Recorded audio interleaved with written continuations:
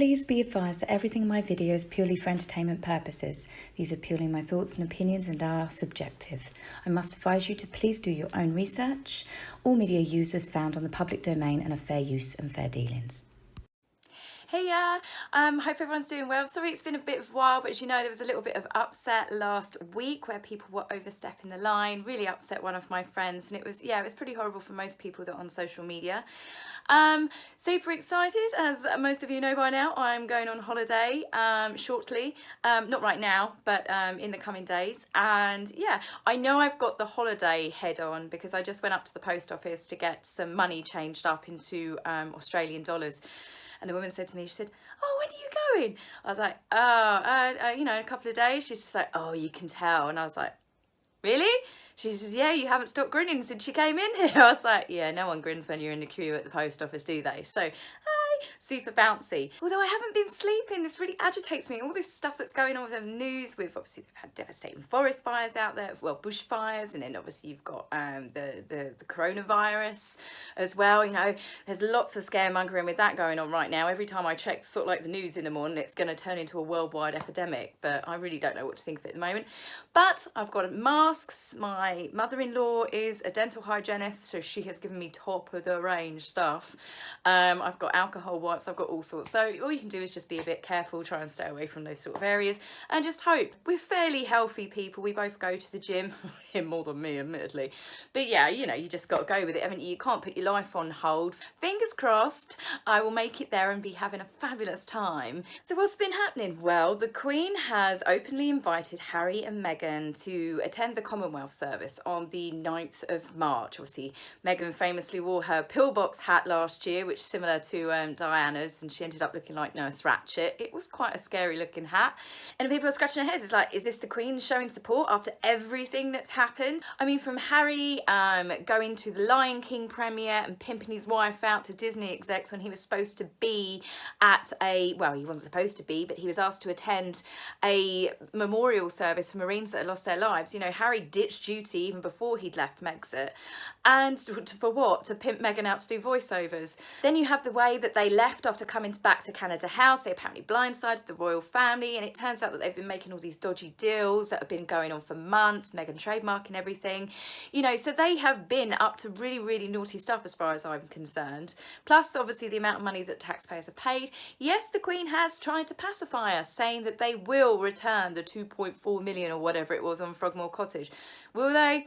Any of us going to check that? Can any of us check that? We found out that they've since kept their titles. They can still keep Frogmore Cottage. Apparently they have to rent it. But again, is this something that we're going to be able to check? We know that they've got a ridiculous amount of security out with them in Canada, and that is still basically open to them. How long are they going to keep that security for? How long is taxpayers' money going to go towards them having like £6 million per year spent on them while they jet set around the world making their own millions? You know, where's going to be the timeline? When's going to be the cutoff? Are we still going to be doing that when they're sort of like self-made multi-millionaires? So with all of those questions being thrown up in the air, the Queen's invited them to the Commonwealth. People are peeved about it. It's a bit of a gamble. But all that being said, a few people have pointed out that they don't think Lizzie is quite done yet. Is this the Queen challenging them and basically saying, you wanted to keep all of your titles, we've taken the Commonwealth ambassador position away from you, but they are still president and vice president of the Queen's Commonwealth Trust. So if they don't turn up to this despite being invited again, it's not going to look good if they still want to hang on to these roles. I'm hoping it is a challenge by the Queen and she's saying basically, you know, come back, face the music. But again, does she want lots of people screaming and booing? Are Harry and Meghan going to get shoved in through the back door? I'm pretty certain they're not going to be well received. Why would Harry and Meghan come back? Why would Meghan come back? I don't think she's going to step foot on UK shores ever again. I really hope the Queen isn't just going, right, this is my family, I'm going to support them, sticking the fingers up to the public, because obviously the public are very, very unsettled by everything that's happened. Plus the fact she's been letting Andrew hide behind her skirts for far too long, which doesn't help the public public's perception of the royal family. Do you guys think Meghan will come? What do you honestly think about it? I'm not sure that she would. Harry might attend. There's obviously, again, there's lots of rumours flying around that they're actually separated and Harry's going to turn up to the event and then they're slowly going to drip feed it to the public that they're separated. I really don't know what to believe anymore. The problem is there has been so many stories since Meghan started dating Harry. There's been leaks from friends, there's been leaks from family members, there's been people that have known Meghan, ex-husbands, ex-partners. There's been so many stories that have come out. Now it's kind of like, it's really hard to know what to believe anymore. For example, the latest headline grabbing news from them was they went to a JP Morgan billionaires sort of get together event. JP Morgan apparently lent them, as you do, their Gulfstream jet, which is something like 13.5 tons of carbon emissions. Harry's and Meghan's carbon footprint is absolutely, at this point, astronomical. I think they've probably got more of a carbon footprint than 20 families over a course of 10 years, which does make this particular event for them to choose to do, if they did in fact do it, again, confusion, a little bit hypocritical again. But, you know, they are the king and queen of hypocrites. Harry and Meghan were reportedly paid anywhere between $500,000 to $1 million for speaking at this event. Now, as I said, this is full of superstars, investment bankers, and it's all to do with investment banking. So, you know, you scratch your head straight away. It's like, Harry giving a speech on investment banking? Meghan? I can't see how that could have been possible. How could they possibly have any idea? I mean, Meghan will give a speech about anything, to be fair. But come on, seriously, what have they got to put to the pot in this instance? So what did they bring to the mix? Well, according to reports, again, this is true, if it's not true, Gayle King, who's supposedly in hiding at the moment, obviously because she's got in a fair bit of trouble and some death threats, reportedly introduced Meghan onto stage, who briefly said of her love for her husband and then introduced Harry like the performing monkey. So what wonderful pieces of information did Harry give to these billionaire superstars, these elite bankers, these top people from around the world? Well, he spoke about how hard his life was again and the reason why he's left the royal family and how much his mother's death has affected him 20 years after the death, and apparently he's, depending on where you read the reports, been in therapy for 3 to 7 years. Just saying, change therapist. That's a pretty shocking amount of time to be in therapy, and it's still an open wound. I genuinely believe there is an open wound, and I'm really sorry for this graphic description, but Meghan has come on the scene and I believe she ripped the scab off and she's digging her fingers in there, and I think that she has been doing this from day one. I think this is why all the stuff, the comparisons with Diana, Harry saying leave my mother alone to the press, she has been feeding this little earworm to him, so he's obviously trying to protect her because he couldn't protect his mother. This is a manipulation tactic. It's cruel and it's pretty disgusting, but this is what I believe is happening to Harry. Now, this obviously, as I've said several times, we don't know if this is true. If you haven't seen Murky Meg's last video, I would recommend watching it, and she basically unpicks the reasons why she doesn't believe that this actually took place. There are several media outlets that released stories stating that Meghan and Harry were hanging out with J-Lo and A-Rod, and they had a sort of dinner with them, and apparently Jennifer Lopez has invited Meghan, Archie and Harry to go stay at their mansion.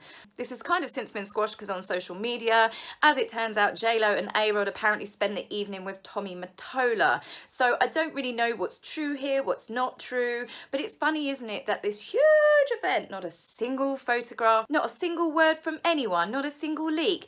Now, there was a Miami lawyer there by the name of Ramsey Simon who tweeted from the hotel. Here he talks about that the supposed couple were there, but it's not actually saying that they were definitely there. Was it rumours? A local journalist, Leslie Abravanel, I believe the surname is, she also commented and said that they've had presidents, mobsters, they've had superstar performers, actors, and they've never ever seen anything that's so tight-lipped. Why is this so shrouded in absolute secrecy?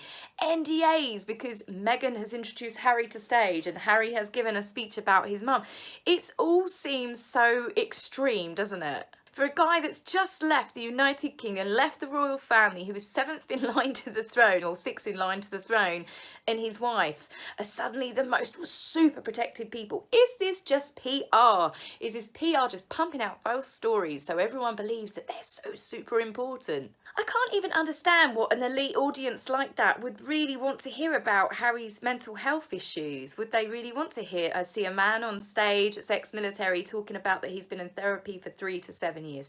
Seems very odd. It's kind of cringeworthy. A few people have released stuff on social media saying that, oh, they had a cousin that was there, stating that it was over the top, it was cringeworthy, it was embarrassing to watch. But obviously, as I said, I can't confirm whether these are genuine reports or is this someone going, yeah, I've got a cousin who's got a sister who's got a uncle's auntie's dog was at the event. You know, you don't really know. But again, we don't really know what is going on with this couple anymore. It's become such an oddity, hasn't it? Are the media lying? A Harry and Meghan lying? Is this a friend lying? Who's lying? Nothing adds up. I say this in every video, but it doesn't add up.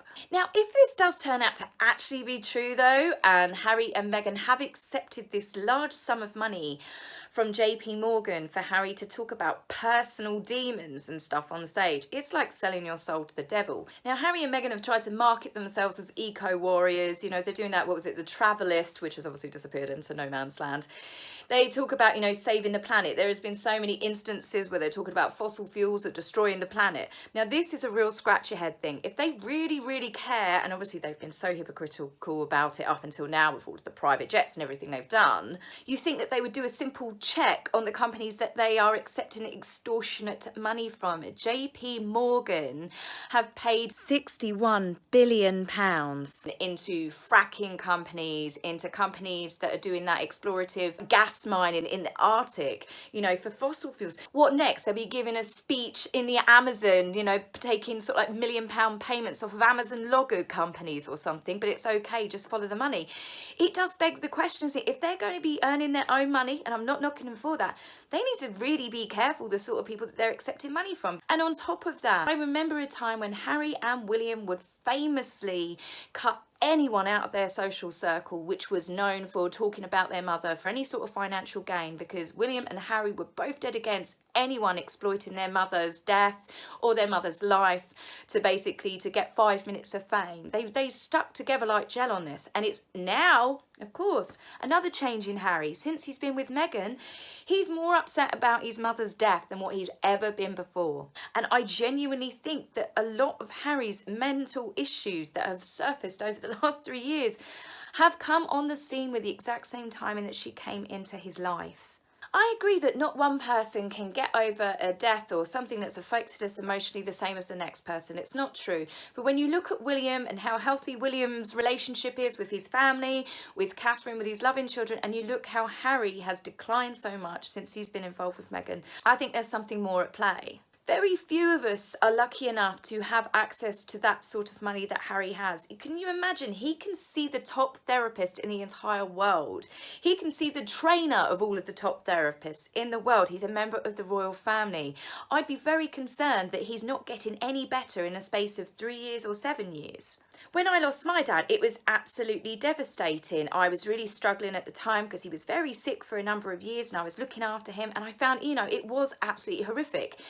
But I applied to get NHS counselling, and 7 months later they eventually got in contact with me, and this is a true story. They got in contact with me and my dad had died 2 days beforehand, and I said, my dad's actually died now, please can I still come and see anyone? Do you know what they did? They shut me down, because the type of counselling that I was originally applying for through my doctor was to help with nursing for a sick parent, and they basically said to me on the phone that you need to go back to your doctors and reapply, because now you need to apply for bereavement counselling. I will not repeat what I said to that person on the phone, and I broke down. I remember this is several years ago in my life now, but I remember it, and there's so many of us that cannot get help and support. But here we have Harry, as I said, that has the absolute best medical access in the entire world, and he's now making money of how hard his life is since he's lost his mum. What really upsets people and aggravates people, me included, is Harry spent his life, even when he was a younger child with his mum, visiting homeless people. He spent a lot of time in Africa. In the African countries that he's visited, all those children that he saw, Harry's seen real poverty, he's seen death, he's seen devastation. Meghan, she grew up, you know, in a split parent family, and look at everything that she's got now. Look at everything that Harry's got, being born into all that wealth. And all they do is cry and bitch and moan about it. If this is true, and of course I keep saying this because I really don't know, there's so many sort of mixed stories coming out, but if this is true, he really is selling his soul to the devil. At the end of the day, it's Harry's mother. He can talk about his mother as much as he wants, but you've got to look under the circumstances he's doing it. If this story is true, and I really don't know, then he's not talking to a bunch of school children that are having counselling. He's not stood there on a charity stage, you know, talking about his own mental health and, you know, talking about his own experiences to a room full of professionals or a room full of maybe kids that have grown up in real hardship and stuff, you know, actually using that to go towards good. He's taking £1 million paycheck to talk to J-Lo, A-Rod, elite bankers at an investment banking company. As I said, I think this stinks. It's about greed. It's about money. Harry at the moment is nothing more than a party piece that's being wheeled out. It happened with Wallace and Edward, but the difference was they still behave with a little bit of class. I mean, Harry and Wallace, that's quite a Freudian slip. Edward and Wallace weren't taking massive cash sum payments for companies that are destroying the planet whilst preaching to the masses, and this is the problem. Harry and Meghan have made, so far in the last few years, they preach to us about global warming, about showing kindness, about helping others, but we're yet to see any of that really come from them. They might be popular on the corporate circuit for now, but I believe this is their only act. If this is the only thing they can bring to the table, it's going to have a short shelf life. So anyway, I'm going to do one more video before I go, and I'll be back with you really soon. Please leave me lots of comments. I will want to stay on top of these while I'm away. You guys might actually, you know, feed me some tidbits while I'm away in Australia. Obviously, I'm not going to be checking my phone and spending that much time researching what's going on with the royal family. So if you do get something good, tweet me. Just get me on Twitter and then I'll have a look at it. So that's it for this video. I will be back very soon. Bye. If you like my video, please remember to like and subscribe. Please, angry typists, you will be blocked, so save your fingers the time. If you would like to buy me a coffee, please go to my About page and click the link. Love, Taz.